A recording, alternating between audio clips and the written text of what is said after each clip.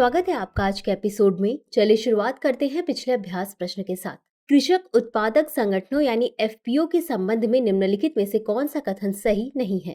ए, ये किसानों द्वारा संचालित स्वैच्छिक संगठन है जो मिलकर निर्णय लेते हैं और नीतियां निर्धारित करते हैं।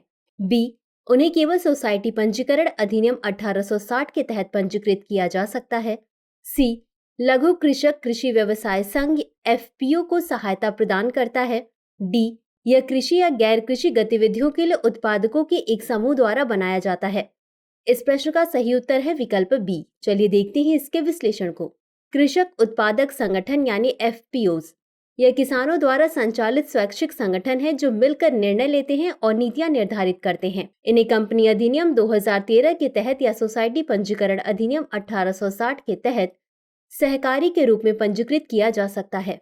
राष्ट्रीय कृषि और ग्रामीण विकास बैंक यानी नाबार्ड तथा लघु कृषक कृषि व्यवसाय कंसोर्टियम एफपीओ को सहायता प्रदान करते हैं। इसका गठन कृषि या गैर कृषि गतिविधियों के लिए उत्पादकों के एक समूह द्वारा किया जाता है, अतः विकल्प बी सही है। तो चलिए शुरुआत करते हैं आज के एपिसोड की पहले प्रश्न के साथ। संविधान की 7वीं अनुसूची के बारे में निम्नलिखित कथनों पर विचार कीजिए। 1, संघ सूची केंद्र सरकार को खानों और खनिज विकास को विनियमित करने की शक्ति देती है। 2, खनिज अधिकारों पर कर लगाने का अधिकार राज्यों को दिया गया है। निम्नलिखित कूट का उपयोग करके सही उत्तर चुनिए। ए केवल 1, बी केवल 2, सी 1 और 2 दोनों, डी न तो 1 और न ही 2। इस प्रश्न का सही उत्तर है विकल्प सी 1 और 2 दोनों। चलिए देखते हैं इसके विश्लेषण को। संविधान की 7वीं अनुसूची संघ सूची की प्रविष्टि 54 केंद्र सरकार को खानों और खनिज विकास को विनियमित करने की शक्ति देती है। यह संसद को कानून द्वारा सार्वजनिक हित में समीचीन होने का अधिकार देती है, अतः कथन 1 सही है। 7वीं अनुसूची की राज्य सूची में प्रविष्टि 50 के माध्यम से राज्यों को खनिज अधिकारों पर कर लगाने का अधिकार प्रदान किया गया है। इसे खनिज विकास से संबंधित संसद द्वारा पारित कानून की सहायता से लगाए गए किसी भी प्रतिबंध के अधीन बनाया गया था, अतः कथन 2 सही है। अगला प्रश्न है, अंतर्राष्ट्रीय न्यायालय के संबंध में निम्नलिखित कथनों पर विचार कीजिए। 1, न्यायालय केवल संयुक्त राष्ट्र के सदस्यों के बीच कानूनी विवादों के मामलों पर विचार करता है। 2, इसका कोई सलाहकार क्षेत्राधिकार नहीं है। 3, सदस्य राज्यों के पास न्यायालय में मान्यता प्राप्त कोई स्थायी प्रतिनिधि नहीं है। निम्नलिखित में से कौन सा कथन सही है या सही है? ए केवल 1 और 2, बी केवल 3, सी केवल 1 और 3, डी 1, 2 और 3। इस प्रश्न का सही उत्तर है विकल्प बी केवल 3। चलिए देखते हैं इसके विश्लेषण को। अंतर्राष्ट्रीय न्यायालय यानी आईसीजे यह संयुक्त राष्ट्र के सदस्यों और अन्य राज्यों के बीच कानूनी विवादों के मामलों पर विचार करता है जो न्यायालय के कानून के पक्ष बन गए हैं या जिन्होंने कुछ शर्तों के तहत इसके अधिकार क्षेत्र को स्वीकार कर लिया है, अतः कथन 1 सही नहीं है। यह संयुक्त राष्ट्र के अंगों और विशेष एजेंसियों द्वारा संदर्भित कानूनी प्रश्नों पर सलाहकार की राय के अनुरोधों को स्वीकार कर सकता है, अतः कथन 2 सही नहीं है।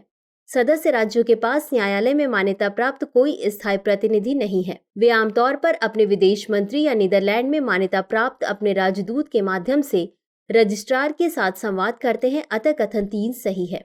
अगला प्रश्न है, स्वचालित स्थायी शैक्षणिक खाता रजिस्ट्री यानी अपार के संदर्भ में निम्नलिखित कथनों पर विचार कीजिए। 1, यह भारत में सभी छात्रों के लिए कार्मिक लोक शिकायत और पेंशन मंत्रालय द्वारा डिजाइन की गई एक विशेष पहचान प्रणाली है। 2, यह राष्ट्रीय शिक्षा नीति 2020 के साथ संरेखित one nation one student ID कार्यक्रम का हिस्सा है। 3, यह डिग्री, डिप्लोमा, प्रमाण पत्र, प्रशिक्षण विवरण और सह पाठ्यक्रम उपलब्धियों सहित अकादमिक क्रेडिट को डिजिटल रूप से संग्रहित, प्रबंधित तथा एक्सेस करने में मदद करता है। उपर्युक्त में से कौन सा या कौन से कथन सही है या सही है? ए केवल 1 और 2, बी केवल 2, सी केवल 2 और 3, डी 1, 2 और 3। इस प्रश्न का सही उत्तर है विकल्प सी केवल 2 और 3। चलिए देखते हैं इसके विश्लेषण को। स्वचालित स्थायी शैक्षणिक खाता रजिस्ट्री यानी अपार यह भारत के सभी छात्रों के लिए शिक्षा मंत्रालय द्वारा तैयार की गई एक विशेष पहचान प्रणाली है, अतः कथन 1 सही नहीं है। यह केंद्र सरकार की एक राष्ट्र एक छात्र आईडी पहल का हिस्सा है जो नई राष्ट्रीय शिक्षा नीति 2020 पर आधारित है, अतः कथन 2 सही है। यह डिग्री, डिप्लोमा, प्रमाण पत्र, प्रशिक्षण विवरण और सह पाठ्यक्रम उपलब्धियों सहित अकादमिक क्रेडिट को डिजिटल रूप से संग्रहित, प्रबंधित तथा एक्सेस करने में मदद करता है, अतः कथन 3 सही है। अगला प्रश्न है, बहुक्षेत्रीय तकनीकी और आर्थिक सहयोग के लिए बंगाल की खाड़ी पहल यानी बिम्स्टेक के संबंध में निम्नलिखित कथनों पर विचार कीजिए। 1, यह एक क्षेत्रीय संगठन है जिसकी स्थापना नई दिल्ली घोषणा पर हस्ताक्षर के साथ हुई थी। 2, इसमें दक्षिण एशिया से 5 और दक्षिण पूर्व एशिया से 2 सदस्य शामिल हैं। 3, भारत, नेपाल और भूटान इसके संस्थापक सदस्यों में से थे। उपर्युक्त में से कितने कथन सही है या सही है? ए केवल 1, बी केवल 2, सी सभी 3, डी कोई भी नहीं। इस प्रश्न का सही उत्तर है विकल्प ए केवल 1। चलिए देखते हैं इसके विश्लेषण को। बहुक्षेत्रीय तकनीकी और आर्थिक सहयोग के लिए बंगाल की खाड़ी पहल यानी बिम्स्टेक यह एक क्षेत्रीय संगठन है जिसकी स्थापना 6 जून 1997 को बैंकॉक घोषणा पत्र पर हस्ताक्षर के साथ हुई थी।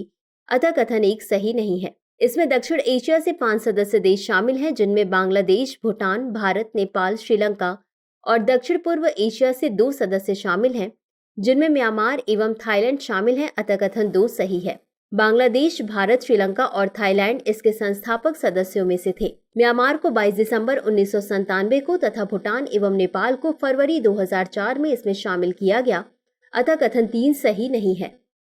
अगला प्रश्न है, ऑपरेशन ग्रीन्स के संबंध में निम्नलिखित कथनों पर विचार कीजिए। 1, यह प्रधानमंत्री किसान संपदा योजना के तहत एक केंद्र प्रायोजित योजना है। 2, भारतीय राष्ट्रीय कृषि सहकारी विपणन संघ लिमिटेड मूल्य स्थिरीकरण उपायों को लागू करने के लिए एक नोडल एजेंसी है।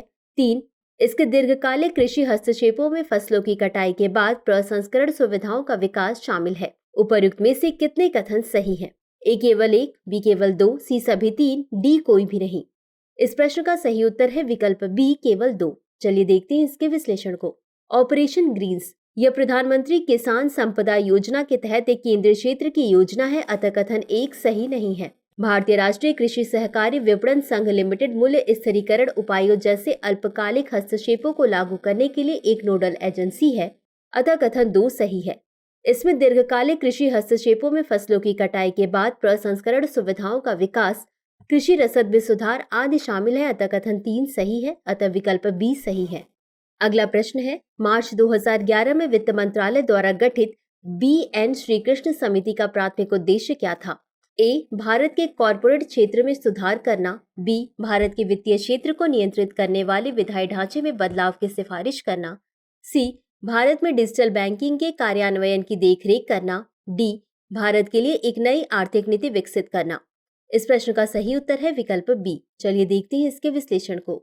बी.एन. श्रीकृष्ण समिति बी.एन. श्रीकृष्ण की अध्यक्षता में वित्तीय क्षेत्र विधायी सुधार आयोग का गठन वित्त मंत्रालय द्वारा मार्च 2011 में किया गया था। इसे भारत की वित्तीय प्रणाली को नियंत्रित करने वाले कानूनों की व्यापक समीक्षा करने और उन्हें फिर से तैयार करने के लिए कहा गया था। इसने गैर क्षेत्रीय सिद्धांत आधारित दृष्टिकोण द्वारा वित्तीय क्षेत्र को नियंत्रित करने वाले विधायी ढांचे को नया रूप देने और मौजूदा नियामक एजेंसियों का पुनर्गठन करने तथा जहां भी आवश्यक हो नई एजेंसियों के निर्माण की सिफारिश की। अतः विकल्प बी सही है। अगला प्रश्न है, निम्न पर विचार कीजिए। 1, डेरिवेटिव्स। 2, म्यूचुअल फंड की इक्विटी उन्मुख इकाइयां। 3, प्रतिभूतिकृत ऋण उपकरण। उपर्युक्त में से किस प्रतिभूति पर प्रतिभूति लेन देन कर लागू है? ए, केवल 1 और 2, बी, केवल 2 और 3, सी, केवल 1, डी, 1, 2 और 3। इस प्रश्न का सही उत्तर है विकल्प डी, 1, 2 और 3। चलिए देखते हैं इसके विश्लेषण को। प्रतिभूति लेन देन कर यानी STT यह एक प्रत्यक्ष कर है जो भारत में मान्यता प्राप्त स्टॉक एक्सचेंजों में सूचीबद्ध प्रतिभूतियों की प्रत्येक खरीद और बिक्री पर लगाया जाता है। यह निम्नलिखित पर लागू है: share, Scripps, stock, bond, debenture, debenture stock या इसी प्रकार की अन्य विपणन योग्य प्रतिभूतियां। डेरिवेटिव्स किसी सामूहिक निवेश योजना द्वारा ऐसी योजनाओं में निवेशकों को जारी की गई इकाइयां या कोई अन्य उपकरण। इक्विटी प्रकृति की सरकारी प्रतिभूतियां। म्यूचुअल फंड की इक्विटी उन्मुख इकाइयां प्रतिभूतियों में अधिकार या हित। प्रतिभूतिकृत ऋण उपकरण। अतः विकल्प डी सही है। अगला प्रश्न है, अटल इनोवेशन मिशन के संदर्भ में निम्नलिखित कथनों पर विचार कीजिए। 1, यह नवाचार और उद्यमिता की संस्कृति को बढ़ावा देने के लिए विज्ञान और प्रौद्योगिकी विभाग की एक प्रमुख पहल है। 2, WTO ने हाल ही में अटल इनोवेशन मिशन के साथ एक संयुक्त आशय पत्र पर हस्ताक्षर किए हैं जिसका उद्देश्य ग्लोबल साउथ के देशों के लिए नवाचार, उद्यमिता और बौद्धिक संपदा हेतु कार्यक्रम बनाना है। उपर्युक्त में से कौन सा या कौन से कथन सही है या सही है? ए, केवल 1, बी, केवल 2, सी, 1 और 2 दोनों, डी, न तो 1 और न ही 2। इस प्रश्न का सही उत्तर है विकल्प डी, न तो 1 और न ही 2। चलिए देखते हैं इसके विश्लेषण को। अटल इनोवेशन मिशन देश में नवाचार और उद्यमिता की संस्कृति को बढ़ावा देने के लिए नीति आयोग द्वारा स्थापित एक प्रमुख पहल है, अतः कथन 1 सही नहीं है। विश्व बौद्धिक संपदा संगठन ने हाल ही में अटल इनोवेशन मिशन के साथ एक संयुक्त आशय पत्र पर हस्ताक्षर किए। इसका उद्देश्य ग्लोबल साउथ के देशों के लिए नवाचार, उद्यमिता और बौद्धिक संपदा के लिए कार्यक्रम बनाना है, अतः कथन 2 सही नहीं है। अगला प्रश्न है, बैलिस्टिक और क्रूज मिसाइल प्रणालियों के बारे में निम्नलिखित कथनों पर विचार कीजिए। 1. बैलिस्टिक मिसाइलों को कम ऊंचाई पर उड़ान भरने के लिए डिजाइन किया गया है और उन्हें एक विशिष्ट उड़ान पथ का अनुसरण करने के लिए प्रोग्राम किया जा सकता है। 2. क्रूज मिसाइलें बिना निर्देशित रॉकेट हैं जो उच्च परवलयिक प्रक्षेप पथ का अनुसरण करते हैं। 3. अग्नि 5 एक परमाणु सक्षम अंतर महाद्वीपीय बैलिस्टिक मिसाइल है। उपर्युक्त में से कौन सा या कौन से कथन सही है या सही है?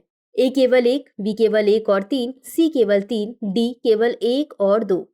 इस प्रश्न का सही उत्तर है विकल्प सी केवल 3। चलिए देखते हैं इसके विश्लेषण को।